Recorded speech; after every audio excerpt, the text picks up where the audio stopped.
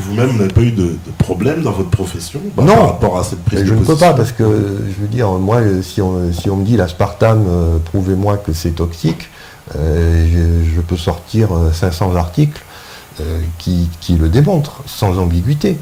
On a cette barrière hémato-encéphalique, on sait très bien que dès qu'elle est poreuse, ça y est, vous êtes exposé. Alors, évidemment, l'argument des gens qui vendent ces produits-là, c'est oui, mais elle n'est pas poreuse.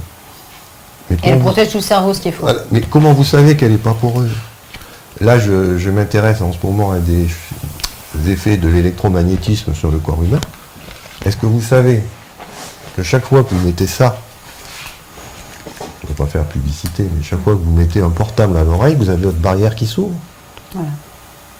Combien de gens le savent? Qu'à chaque fois qu'on met un portable en fonctionnement auprès de l'oreille, la barrière hémato-encéphalique s'ouvre, devient poreuse. Donc imaginez la combinaison téléphone portable plus byte. Oui, oui, bien sûr. Si vous n'aviez pas de téléphone portable, il n'y aurait aucun souci parce que vous êtes jeune, en bonne santé. Mais même si vous êtes jeune, en bonne santé, si vous combinez le portable et le soda light, vous avez ces excitotoxines qui rentrent dans votre cerveau. Selon si on fait du sport, les excitotoxines sont plus violentes. D'où le phénomène gravissime qui augmente chaque année, la mort subite de l'athlète. Oui. Oui, Depuis 25 ans. On a énormément d'exemples, effectivement. Il y a énormément d'exemples dans le foot, dans le basket, au karaté. Oui, tout à fait. Et donc, on ne va pas dire que ça vient de ce que consomment ces sportifs. On va mettre des défibrillateurs partout. Et quand il est en panne, le jeune, il meurt quand même, parce qu'il a fait un arrêt cardiaque en sautant pour attraper un ballon de basket. 23 ans.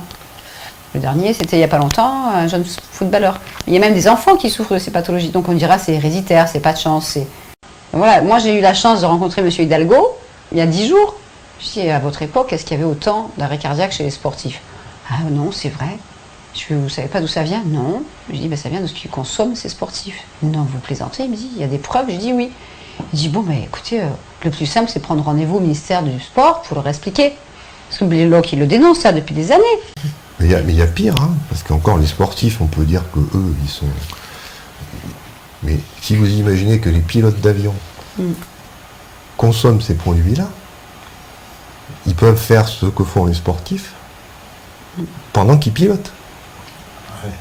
Vous comprenez le problème? C'est un peu plus problématique. Et là, je veux dire, c'est encore plus grave que le sportif, parce que c'est l'avion entier qui va s'écraser.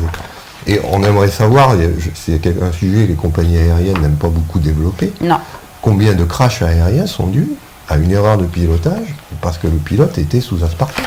Complètement. En train de bourrer de ces produits light. Parce que les pilotes, je ne sais pas si vous savez, ils ont cette caractéristique d'être toujours de bonne tenue. C'est-à-dire qu'ils font attention à leur ligne, et il y a tout un argumentaire publicitaire qui dit ne mangez pas de sucre, ça fait grossir, et donc ils se rabattent sur ces produits-là. Quand vous avez cet acide aspartique, c'est-à-dire cet aspartame qui se décompose, qui donne du méthanol et de l'acide aspartique, vous avez un acide aspartique qui est un neuroexcitateur. Voilà. C'est-à-dire que votre neurone s'excite, et chaque fois qu'il s'excite, il fait rentrer du calcium, et quand il y a trop de calcium, bien le neurone meurt. Il explose. C'est-à-dire que ça s'appelle une excitotoxine. Voilà, d'accord. Alors, ça, c'est au bout de 2 heures. L'acide aspartique le fait, le glutamate le fait aussi. Oui. Mais le glutamate, on ne le trouve pas dans l'aspartame. Lui, on le trouve dans tous les exhausteurs de goût.